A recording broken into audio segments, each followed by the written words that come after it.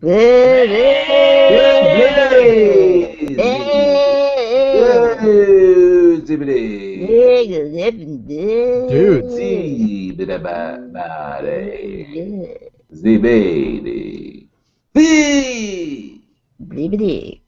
Guys, it's cold. it's fucking cold, man. There's icicles hanging all off the car.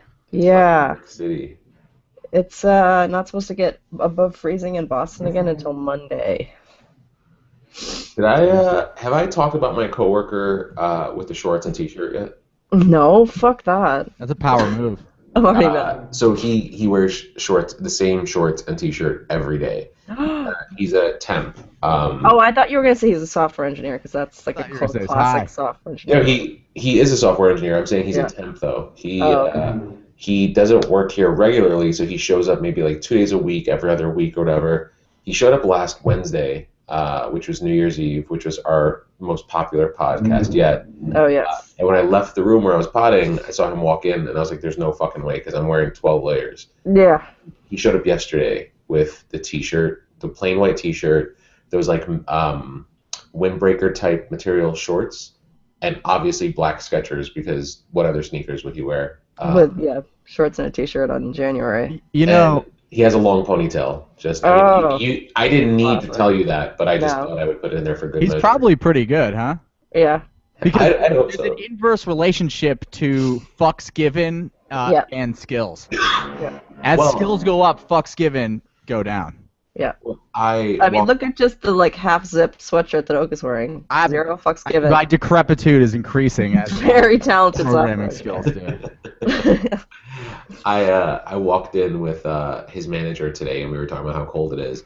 And I was like, you know what? I was like, I don't know if anyone's addressed this with you, and the guy's name is Carl. So, I mean, these are all adding up, right? It all makes sense Classic now. Carl. Yeah. So I was like, dude, I don't know if Carl's going to show up the way he normally does. And he was like, yeah, he will. And I was like, I don't know how he does it. And he goes, well, you can do it. All you have to do is make sure that your hands and your feet and your back are covered and you can go through any weather. And he's like, plus, have you seen the guy's calves? Like, there's no way he gets cold with those calves. And I was like, you're right. They do look like two prosciuttos in a meat locker. So I guess he's fine. I have noticed that people with impressive calves need to just wear less clothing. I think there's a layer of like warmth to giant calves. Well, like, if you watch any football game, like, in the snow, you'll see the entire offensive line is in, like, half shirts. Yeah. Like, just not wearing... Like, all the wide receivers have, like, Under Armour shit all over and, like, face masks and all this other crap. But the offensive linemen are just like, fuck it, I don't care. Like, shorts and, Check out my belly. Yeah. Football bellies, they're so cute. It's a power move to rock the shorts and t-shirt when it's blistering cold outside. I guess. He's definitely getting laid. There's no way. It's like the guy in Union Square. Have you heard of him? The homeless guy in Union Square who, like, claims to, like, bang different chicks every week. Oh yeah, I did see that. That shit works, dude. Outed though. He's legit homeless, and he just is like a smooth talker, and he'll like meet girls after a club when they're leaving the club, and he'll like talk to them, and he'll like go home with them and bang them. Dude, chicks dig self-confidence even if it's utterly unfounded and inexplicable. 100%. Even if it's utterly outstanked. I mean, even if you're just totally crazy and just obviously making shit up, it still works. Yeah, I mean that's true. As long as you have self-confidence and you act like you really want to hook up with me, it's kind of a done deal. Well, not me personally, but like some people. Yeah. Not There's an inside joke or a long-running joke with Liz where we were saying how she would leave like one of like our company's like super black tie formals and like a gown, and she'd be like ready to go home waiting for a cab, and a homeless guy would just be sitting there and be like, shit bitch, you look fine, and she'd be like, oh my god, thank you, and then just like settle into the box next to him and like grab a french fry that he's been eating and just fall in love that way. From several weeks ago. It's definitely my dream love scenario. Yeah. But those tend to be transient relationships. Yeah, all my relationships do though, so. Those are the best kind. That was a great pun. You guys just like totally let that. Like, you used a big word. You know how we get with the big word. No, I got it. I said those are the best kind. It's not funny. Yeah, I got it. Just wasn't that funny. I thought it was good. Great use of transient. Tranny. Great use of tranny. Great use of tranny. Transgender. Have you guys watched that show Transparent? Nope. It has what's his name? There's a famous actor in it. Uh, He's like an old guy, and like the poster work for it, the ad work, why can't I think of what the fucking thing is? The posters on the subway are all this old guy with like long hair and lipstick. I gotta look him up. I've been meaning to watch it just because. Jeffrey Tambor? Something Tambor? Jeffrey Tambor, yes. Wow, yes. where did that name just come from out of my head? That was so weird. Fuck did you do that was a mom move. That was that's like genetic knowledge. Exactly. That's not even, you didn't even never learn heard that name before in my life, but that was just in my brain. But it's like coded into your DNA. Like, Exactly. You never heard the name. You were just born knowing it. Yeah, exactly. Yeah. Except That's crazy. Except if you could look at Liz's Trapper Keeper right now, she's scribbled Liz Tambor all over it. It's true. With hearts around it. Yeah. He's a sexy man, especially as a woman. Yeah, I mean, I haven't watched the show. I just, when we were talking about transgender. Trans. Speaking of trannies, do we know who's in the Super Bowl yet? No, not yet. Okay. It's the second round of the playoffs this weekend. I don't know why I ask these questions that I don't really care about that much. You could Google it. Guys, you know that I'm the sports anchor on this podcast. No, that's Okay. true. Yeah, what's going on in sports? How's cricket around the world? Yeah. In the biggest news in sports, I don't know if you guys heard this, but Zsa Zsa Gabor's daughter died. Oh, what? Really? Yeah. Sad. I know, but Zsa Zsa Gabor has been like clinging to life. She's like 100 years old. She's had like both legs amputated. She's been on like, you know, she's basically not allowed to leave her house, and so she's just like in failing health for the past like 6 years. In an effort to outlive her daughter? Yeah. Is she just dropped the mic now? Yeah. And she's just like, no, she's probably gonna try to outlive her grandchildren next. Right. That's gangster. She's gonna like grow her legs back and be like, "Fuck you guys." She doesn't have legs? You thought I was on my way out? I'm on my way up. I could see her just looking dead and then just lifting one leg. Yeah, exactly. Just watching it grow. You can see the bed sheet spreading as her leg grows back. She's like, I didn't know I was part Newt. Yeah, she was 97. Oh, she is 97. Her daughter was 67. How did her daughter die? That's kind of young. She had a stroke, which is definitely how I'm going to go out, I've decided. I think you're going to go out from too much stroking. Oh! An evil cat that you're going to have on the arm of your chair. You know I did a lot on stroke. What kind of woman do you take me for? But you're just going to be stroking your evil cat all the time. I fucking hate cats. You know, friend of the pod, Jen Savage, wants to get 1 million kittens, right? You know that becomes 1 million cats. I know, but I think she just thinks they're going to stay kittens. She wants to get a bunch of kittens. I would, if I could, like, stunt or retard the growth of a kitten, I would do that because kittens are sweet. But cats are kind of, I feel like they just are waiting for you to die so they can eat you. That's true. But that's agree probably true of any house pet. It's just the cats are more obvious about it. They look at you and lick their lips, like, all the time. Yeah. Whereas dogs pretend that they, like, love you. I want you Either to feed me cat food or stop breathing so I can eat you. The thing or with just take a really cats, long nap so I can start eating you. The thing with cats is that, you know, dogs will come up to you regardless. They don't fucking give a shit. They'll come right up to you, hang out with you. If they don't like you, they'll still go up to you. Cats will avoid you. If you go to someone's house that's a cat owner, they'll avoid you the entire time you're there. God forbid it's a slumber party, because the second you fall asleep, those fucking evil pussies jump on your chest and just watch you, and you wake up and you have this fucking giant rodent on your fucking chest. Pussies. They will ignore you up until the time that you're wearing black pants. Cats love me when I'm wearing black pants. They do. Except that dogs are sometimes wicked racist. Mm-hmm. They do bark at black people. That's the thing. It's like, you know, they're wicked bigoted.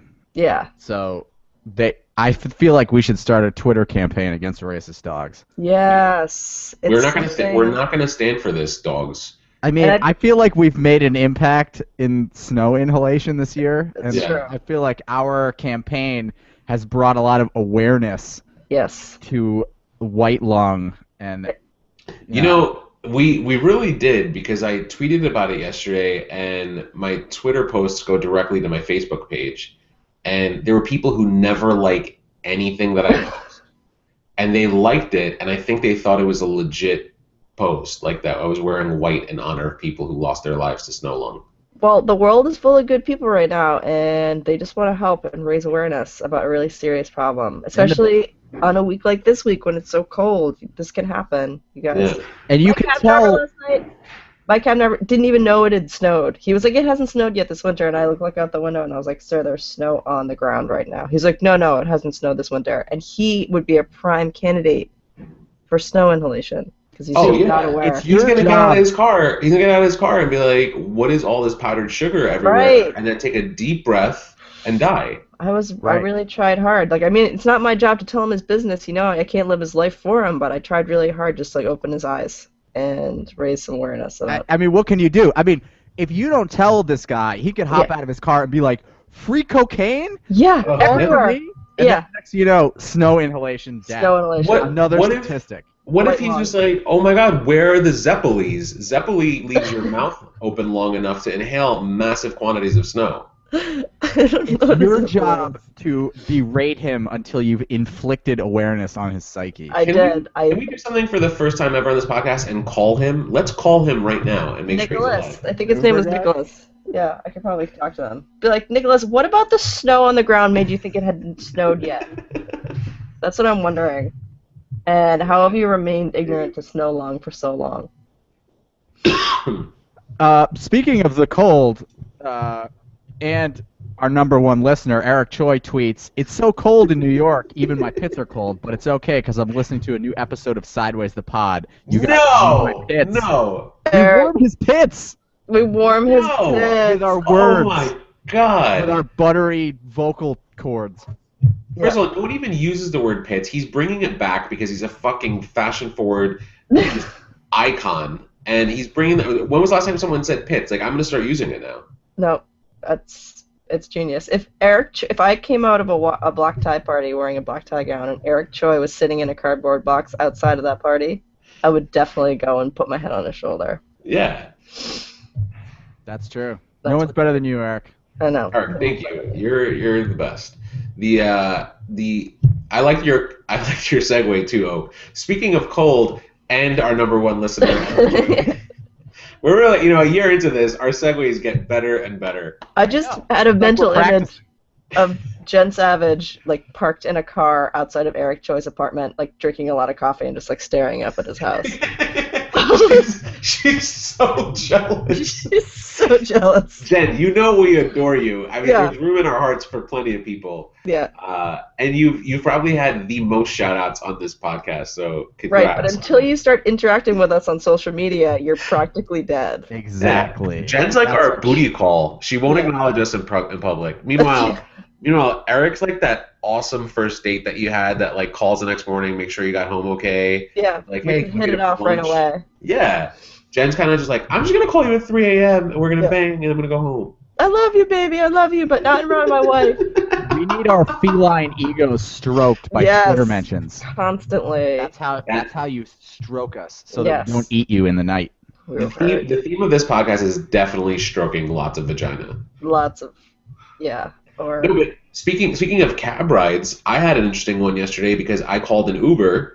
And Liz, I know you're a big Uber fan. I don't use it that often, so I'm always really confused, especially now they offered Uber T, which will get you like a yellow cab to come pick you up. There's just too many options for me. So I chose the cheapest one because I didn't know how much this was going to cost, and I didn't really, I'm not that familiar with the tool. So I pick an Uber X, and it says there's a car a block away. It's an Escalade. I think it was an Escalade. Yeah, it was an Escalade. So it shows on the app that the Escalade pulled up in front of my building. So I'm like, that's fucking awesome. Like, because usually there's a lot of confusion as to because my address is kind of not on an exact corner. I go and get in the car, and I see the driver, and he's a Hispanic male, and I'm in an Escalade. I assume it's my car, but I still want to confirm. So I said, "Are you Jorge?" And he goes, "No." "Are you Karen?" And I was like, yes, because I was in this fucking car and I was not getting out. It was cold, it was snowing. And then that fucking bitch Karen with two people shows up to the car, knocks on the passenger window, literally as I close the door, and she's like, "Hi, are you here for Karen?" And he's like, "Yes." And then the guy goes, "You have to go." And then literally on the opposite end of the corner was another Escalade. And I was like, that must be Jorge. So I just got out, walked, and I got into Jorge's car. I was like, what are the odds that two fucking black Escalades driven by Hispanic men pull up on the same corner? In the Bronx? No, in the city. Oh, okay. I was going to say, in the Bronx, the odds are astronomical that happen. Actually. Like a pretty safe bet that there's going to be two dudes named Jorge parked on opposite sides of the street. In New York, on a weekend, you can't rent an SUV. Right. Like, you can't find a car rental. I've tried. You can't find a car rental place anywhere within the vicinity of the city that has any SUVs available. Is it because of Uber? No, it's because people rent SUVs so they can, like, roll down around town and hang out. Yeah, I think so. That's weird. Yeah. Not to roll around town. I'd assume they're going places, like Eric Choi going to Wellfleet, Mass. That's true. I'm just imagining all these white people renting SUVs and just like cruising down like neighborhoods in Manhattan, just like blasting music with their shades low. That's how I envisioned it. That it was like dudes like that would rent an SUV and then put like bitchin' chrome hubcaps on it and then just like.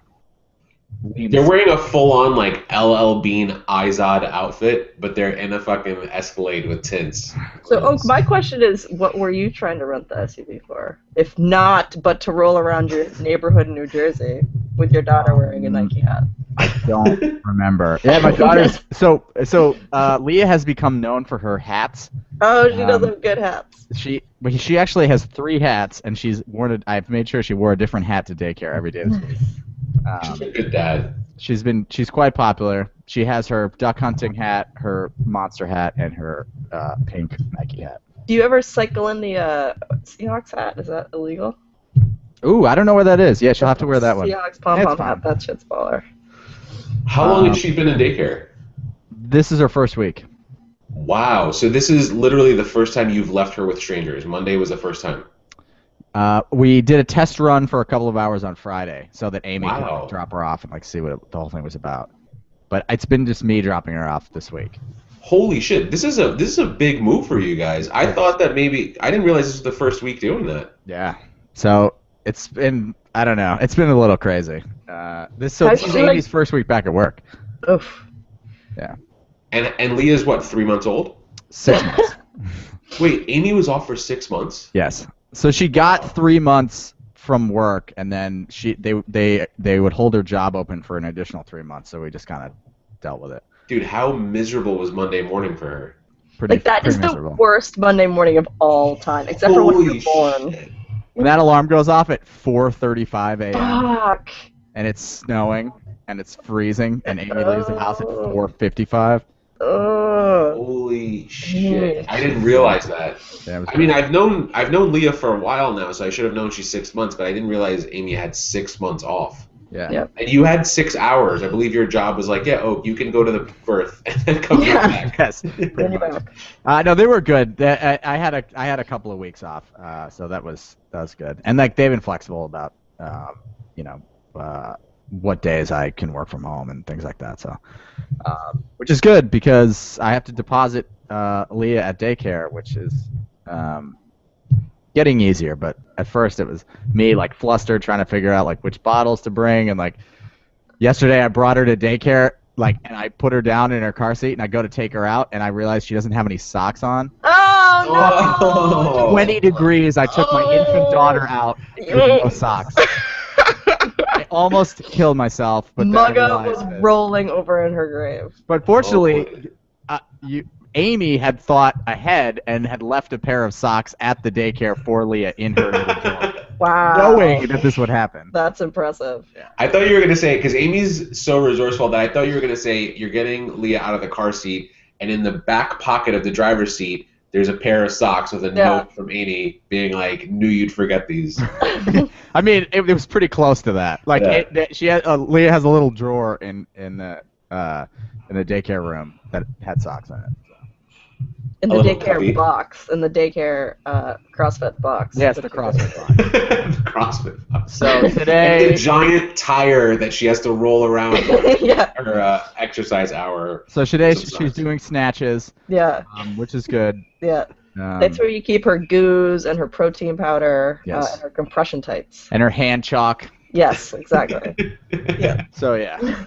But yeah, she's got great hip flexibility. Yes, totally. Wow, I didn't realize this was that big of a week. I'm really, really impressed with how you guys are handling it. Because I'm like stressed out that you guys dropped her off, and I've never actually met her. So dude, I was like, how could you do it? Dude, it's pretty crazy. It's just it's hard to do. You know what I mean? Like I don't know. Yeah. You get more used to it as you like get to know the people there and you like trust them, and then every time you go to pick her up, she's like playing happily and she drank all her bottles and took naps and stuff. So oh, good. It's not like a total disaster. You know, at least you guys are good parents for like thinking ahead to drop off socks and stuff because, you know, you're supposed to do that in kindergarten as well. And my parents basically just immigrants, and they literally was like, oh, my kids have to go to school. Okay, I'll just drop them off at any school. I don't even know if we were ever enrolled or registered at the schools we went to. So obviously in kindergarten, I think up until second or third grade, I was still having. I don't think I had an accident in the third grade. I think second grade may have been my last accident because I definitely know that I shat my pants in second grade. But in kindergarten, I definitely shat my pants. But one time, I peed my pants, and I remember so vividly. You know how you have some memories from your life that are like so crystal clear, and you're like, why is this the one that's so crystal clear? Like, has it really changed my personality, or has it had some kind of impact on me? I remember pissing my pants and my teacher noticing like right away, and there was always one teacher and then like her kind of assistant. And this was the 80s. My assistant teacher was Miss Cindy. She kind of looked like she performed with Poison. She had the big teased blonde hair and like the stone maniac on the floor. So she brings me to the office, and she says that he had an accident. I remember sitting there, and then one of the ladies in the office like takes me into this room, and she goes, "Do you know if your parents brought extra clothes for you?" And I was like, "I don't know." And they had this like box with clothes that had been left over through the years. I guess parents had to come to claim. And there was a pair of underwear, which I can only assume was brand new. I don't remember. They were briefs. I don't remember the print on them. And then there was a pair of pink corduroy pants. And she thought about giving them to me because I remember her saying, well, these aren't going to fit. And like now that I think about it, I'm like, yeah, even if they did fit, they're fucking pink corduroy pants. I'm a fucking fat white kid. I can't wear them. These are not going to fit. If we can find some rhinestones to put on the seams. She's like, let me grab some scissors and just cut the ankles open a little bit so you get a nice flare to them. But they wound up not giving me the underwear either. I can only assume because my wet pants would have just re-soaked the underwear. So they just called my mom to pick me up. I remember my mom just looking at me like, oh, like, what do we do? You're like, no, you're the one that brought me small corduroy pants to wear to school. No, she didn't. They were like... Oh, there's something else. Well, the idea of you wearing those small corduroy pants reminds me of like a What a Meat Buddy Halloween costume at the club. But an uncooked meat buddy. Uncooked meat buddies, which is what you're obviously gonna. We're all gonna dress up as uncooked meat buddies for Halloween next year. So I have a similar story actually that I remember that plagues me from elementary school. I was at school wearing a pair of shorts that were very short and brown and made out of like leather, like like a cheap face cloth that you might have in a hotel. Yes. It's like a kind of battered and like threadbare terry cloth kind of material. So these shorts are made out of this. And I was swinging on the swing, and I jumped off the swing, and apparently part of my shorts had gotten pinched in the chain, and they disintegrated as I left the swing, and just completely like tore apart. And I landed, and there's just flapping tatters of my shorts, like barely covering my like beige sort of skid marked underoos. So I'm clutching these shorts. You already had a rat tail like crying, running to the principal's office. And then the other kids on the playground were yelling, "Moses! It's Moses!" I don't know what they were yelling, but it was not complimentary, I have no doubt. And I had to sit in the nurse's office holding my shorts together until Mom came, and I don't know whether she took me home or brought me like some new sweatpants to wear or something, but yeah, I remember that story quite vividly. I'm sure she was really mad at you for not for ripping the shorts.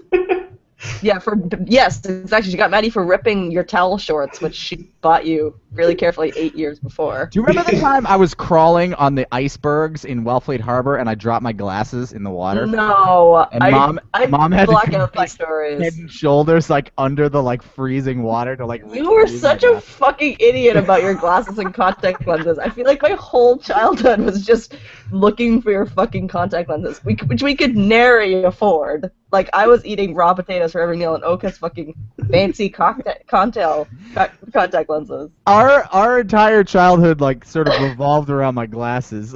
It's true. But and remember you had contact lenses. Your mom used to buy him reinforcements from the drugstore. Like, I wore contact lenses for all of, like, 8 months in 6th grade. Yeah.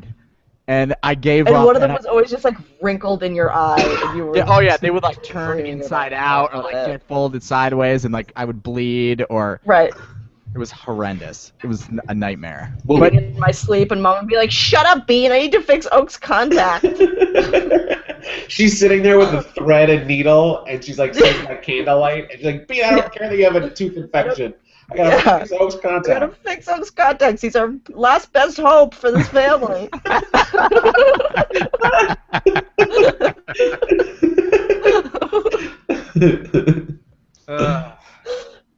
You know, MGH was actually mad that you ruined those shorts because you and Liz used to alternate, so she knew the next day she'd have to find a new outfit for Liz. I know, and those are like traditional family shorts, like passed down. Yeah. And I destroyed them. Generation to generation. All of our cousins had worn them before us. Yep. I definitely dealt with that as the youngest of 4 boys. I had everything I owned was hand-me-downs. So it was always like, I grew up in the 80s, like late 80s, early 90s, and my brothers grew up in the 70s. So I never had anything. It was always like, I have pictures with me, it's probably like 1989, and I'm wearing like a butterfly collared, like polyester shirt. Yeah, totally. I used to get hand-me-downs from my cousin Anna, who she just had tons of clothes. She was like always shopping, but she was like really tall and sort of like willowy, and I was the shape of a meat buddy, and so I would wear these clothes and she would hand down to me, and I just looked absolutely ridiculous all the time. And it would be like she would give me like a really nice sweater, so it would be like a really nice like fashiony sweater, and then I'd be wearing like Kmart brand underoos and. You'd be wearing LA Gear sneakers that are like white leather but like tattered and scuffed. I feel like that picture of me with the boombox and you like brushing your hair back, I think perfectly captures the experience. Yeah. Or the picture that was taken. Yeah. Do you have a copy of that picture, Oak? I'll find one. Well, no, someone posted it. Wasn't there a picture recently of you with the boombox? Oh yeah, maybe that was me. I was at my mom's house, good housewife show, and I didn't want to watch it, so I was just walking around taking pictures of pictures, which is what I do. Oak sent out a video of Leah laughing the other day, and I couldn't figure out how to like edit it on my own, and so I was just like taking video on my phone of the computer while I was playing. Which I think we should actually play on this podcast because it's my favorite thing in the entire world. Yeah, I had no idea how long the video was. Liz sent us a clip. Yeah, I know. I just recorded it off on her phone, off her computer. It looked like a really old, like VHS camcorder recording. Yeah. And then I was like, oh, this is still good, but the quality is so poor. And then I saw that Oak. I think you had it on YouTube and. You must have posted it somewhere, and then Liz liked it. So then I watched the full. Video, and it's amazing. Like, I don't understand how she's 6 months old and has that posture. She's sitting in the middle of a bed, perfect posture, and just giggling. I can't even sit up in the middle of the bed. I like topple over.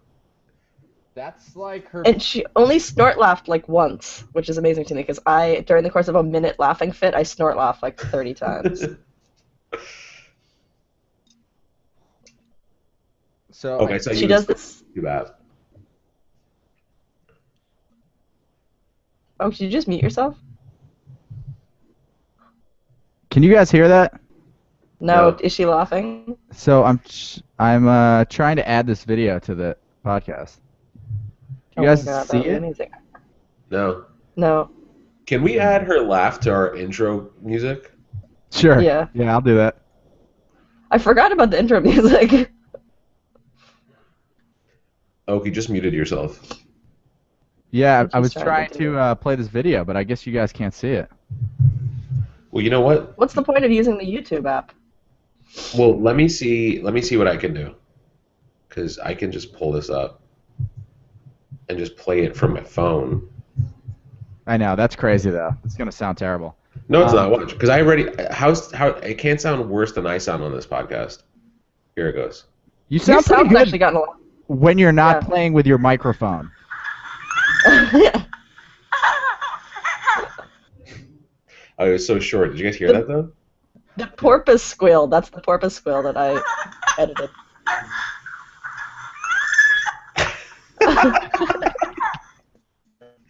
What were you guys doing to make her laugh?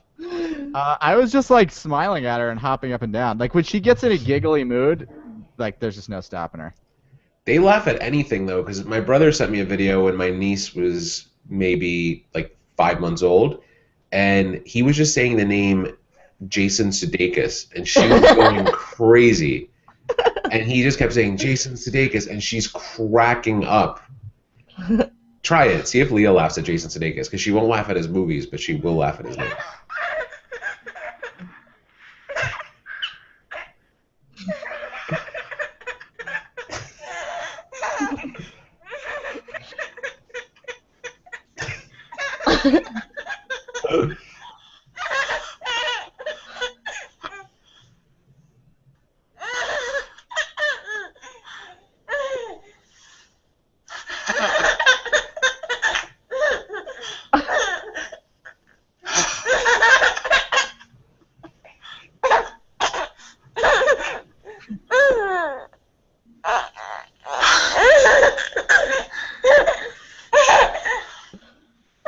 I'm not gonna lie, I've watched this video like 20 times, and this baby lives in my house. I watch it a million times. Well, there's a point in the middle of the laughter where you can tell she's squeezing one out. Oh yeah. She's like, no, I think she's desperate for more laughs. I think that's what happened. She's like, senses the laughter might be ending, and she gets desperate.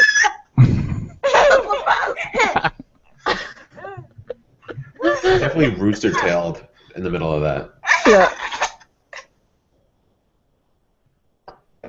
Oh my god, she's so funny. I picture her at daycare right now, and all the other babies are sleeping, and she's just sitting there laughing. So, like, what are we gonna do with this kid? So, Bean, she really reminded me of you when I picked her up at daycare yesterday. I walk in. Was she drunk? Well, so the daycare ladies are like taking care of all these other babies who are like screaming or kicking or have to be rocked to sleep or something. And she's sitting, there's like this like sort of kiddie pool, like padded kiddie pool kind of thing, filled with toys. And she's sitting by herself just playing with the toy. Like totally deadpan, like not making any noise. She's just sitting there like very intently playing with like this plastic toy. And it took her a little while to she's not actually playing with it, she's examining it. Right, she's examining it. And she just was like not that interested in, the teachers or the other babies or anything like that. Just, she's found a toy. She's, she's examining it. And what part of that reminded you of Bean? Because I could see if maybe Leah then pulled out a book of matches or a lighter and tried to set the toy on fire. No, this was like Bean at the library would get like a pile of books, like sit at the library like by herself or like at home, and just like read books. Yeah, I definitely have a general distaste for other members of the human race. Yep, runs in the family. Yep. I have found, and you guys inspired me to do this, I have started reading more, and it really, it's one of those things where you don't realize what a great exercise it is, because I find that I pay attention to things more, and I have better focus, and it's just because I've been reading every day. Everything I've been doing to date for the past like 8 years is just like skimming or like looking at pictures, reading headlines, like never getting in depth on anything. And the last book that I had read was like in 2004, The Da Vinci Code. And Oh, wow. Because I felt like I had to.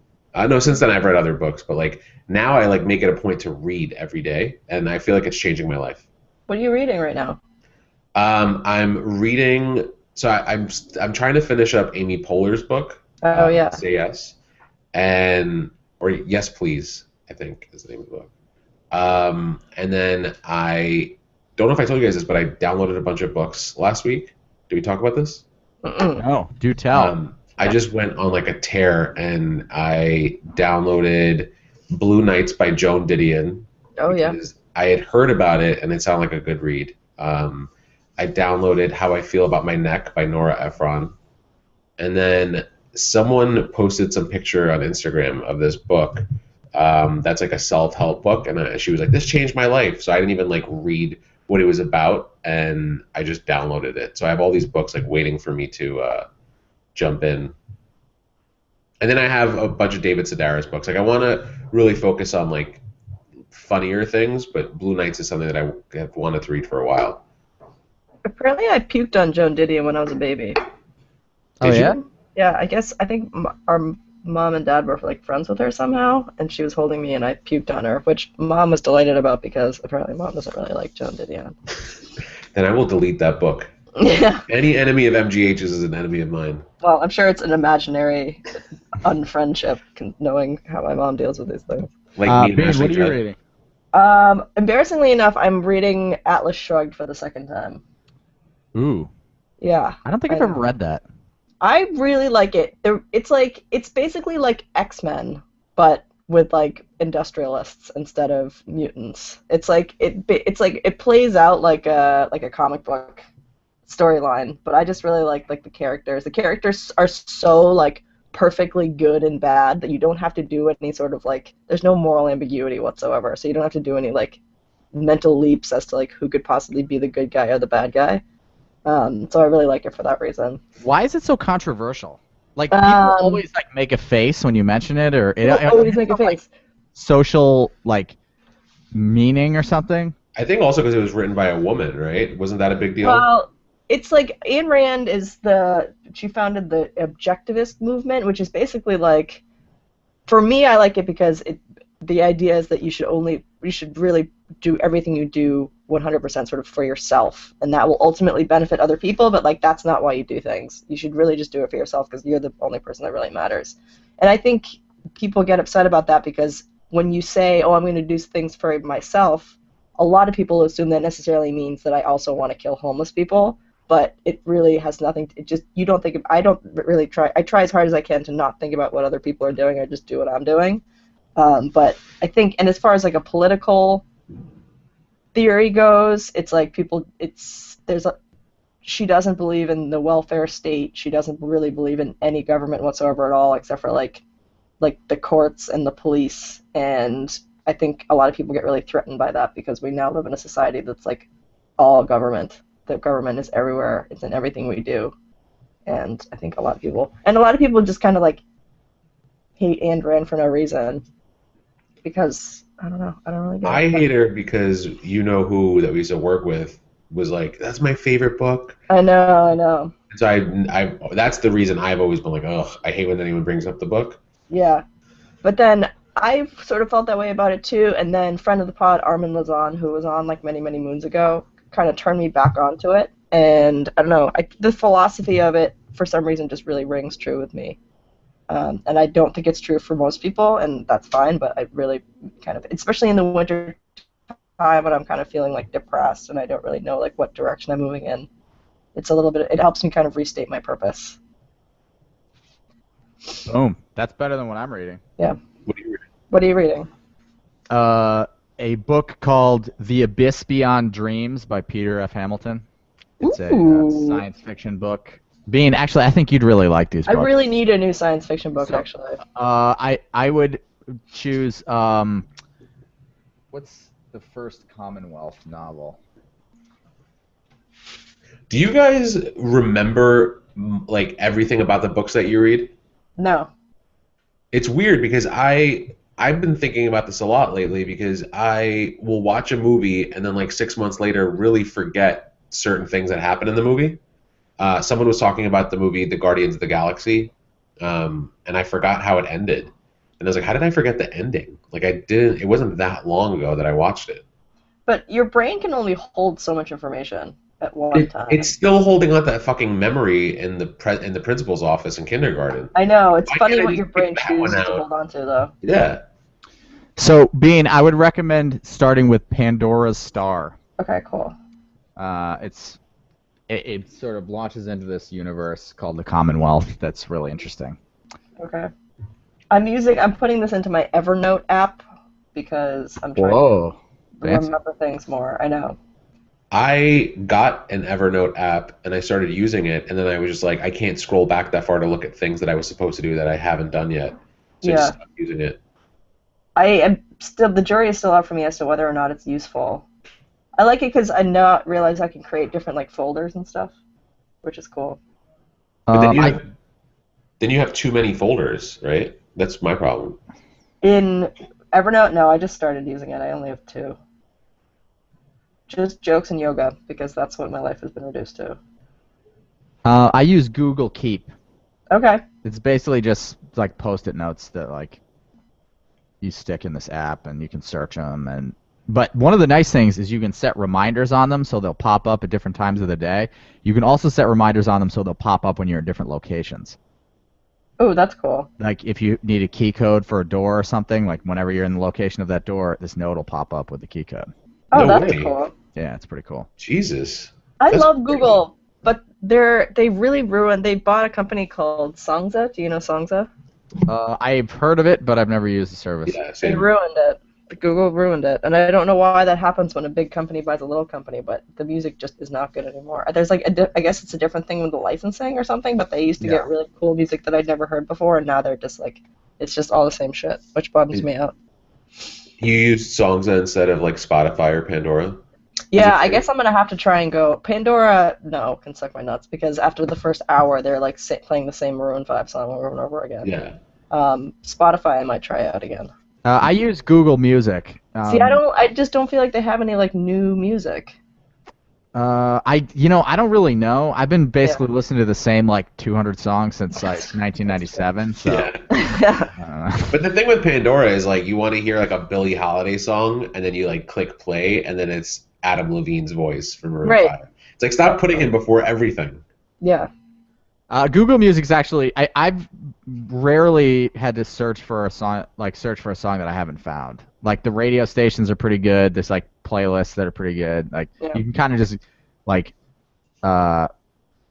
just ask for like a Christmas song and it'll just play a Christmas song. Like, it's cool if you're not that if you're not like a big music person, you don't really you just want it to be easy and there to be some new music.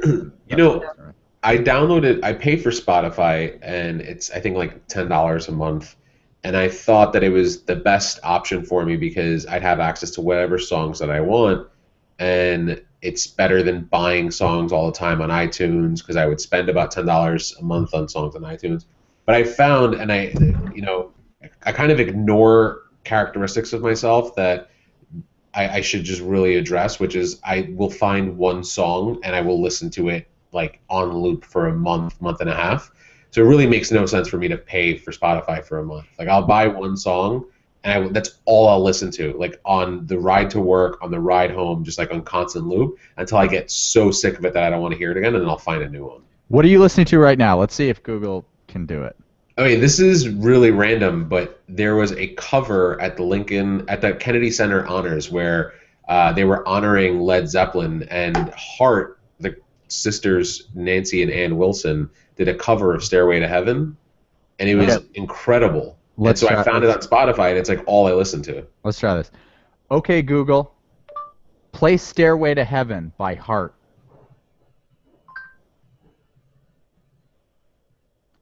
It's thinking. Playing Stairway to Heaven by Heart.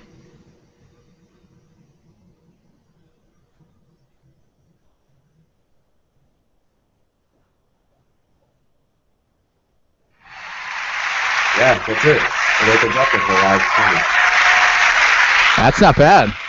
Cool. Yeah. It's such a great performance. Makes me wonder. Is Google Play free? No, I pay $8 a month for it. I mean, there is a free version, but in order to like, I think use a like radio station or like you can get Google Play Music for free. Like you sort of already have an account the same way you have like a Google Plus account, I think. But in order to like get unlimited music, you need to pay a subscription, which I do.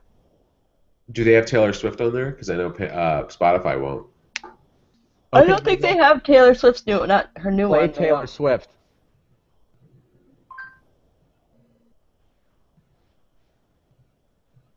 Playing Taylor Swift.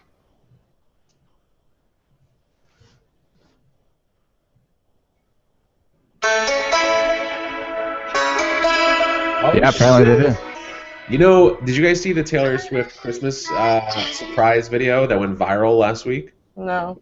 So she had her team like survey the social media accounts for her biggest fans, like the people who tweet about her the most on like Twitter and post about her on Facebook and shit.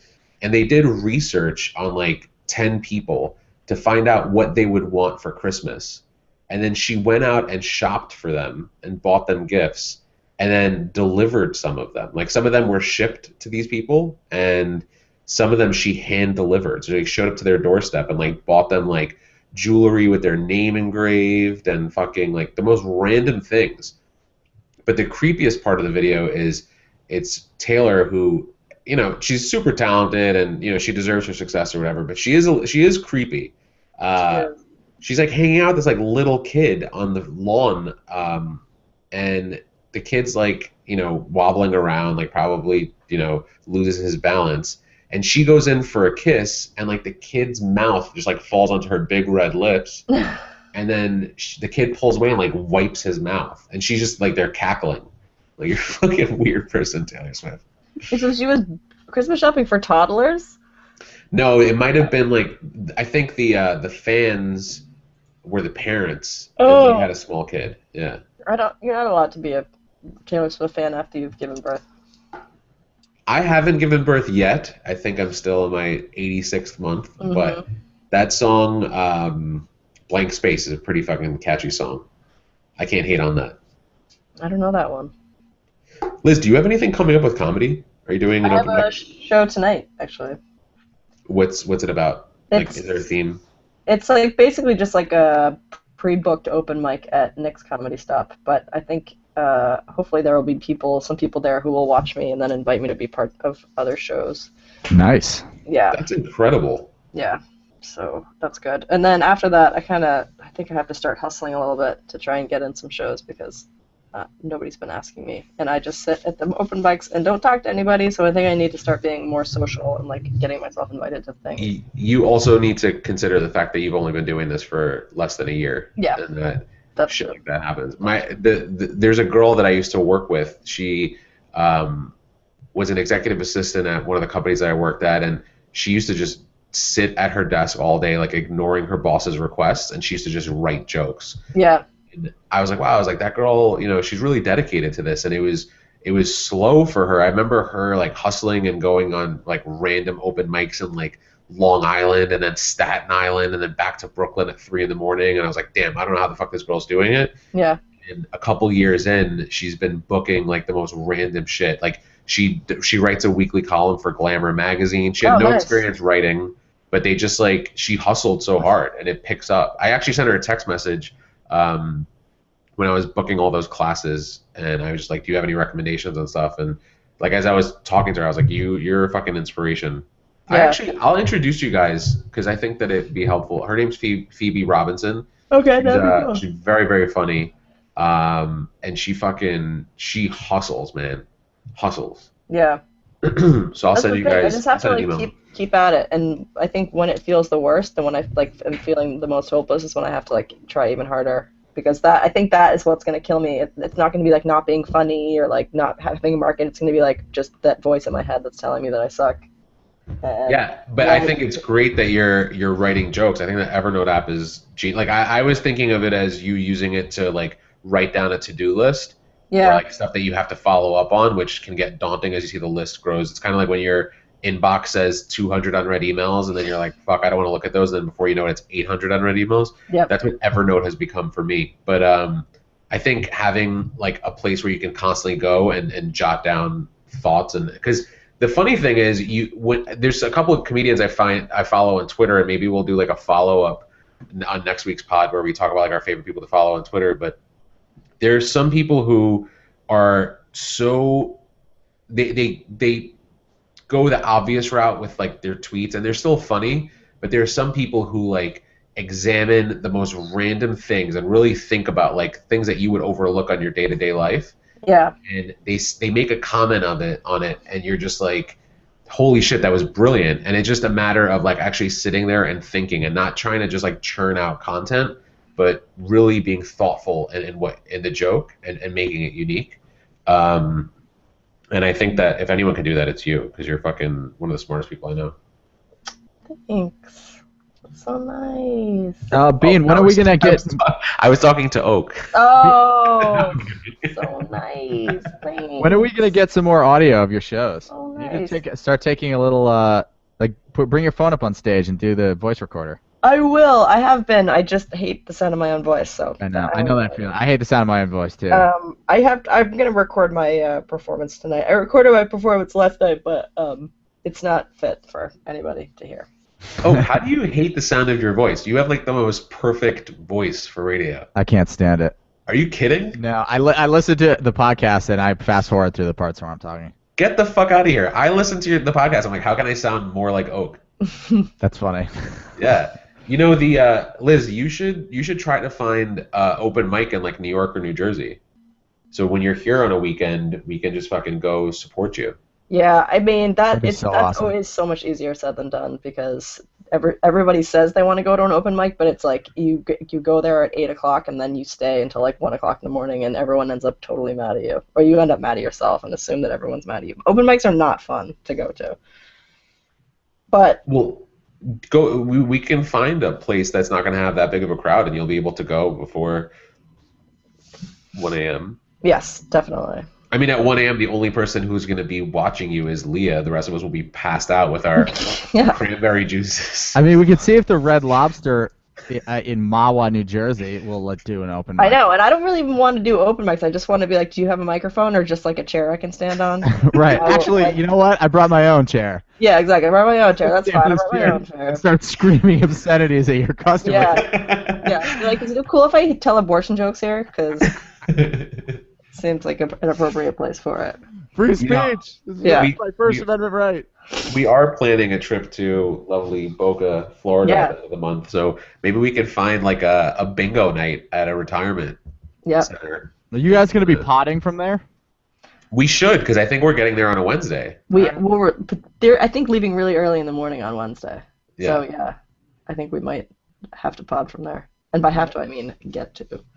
Or we could just pod on Thursday of that week, because we'll already be settled in, and I'm sure Lady of the House, Quincy Jane, will wake us up at 5 a.m. saying, have it? Have it? Pizza? Guys, I don't mean to be a Debbie Downer, but I have to wrap up because I'm now on the clock. All right, good pod. Welcome to the new year, guys. Happy New Year. Get out. We'll see you guys. Same pod place, same pod channel. Same pod place, same pod channel. Have a good week. Stay warm. Stay snow long. Hashtag snow long. Careful of snow long. Hashtag awareness. Hashtag awareness. Ciao, ciao.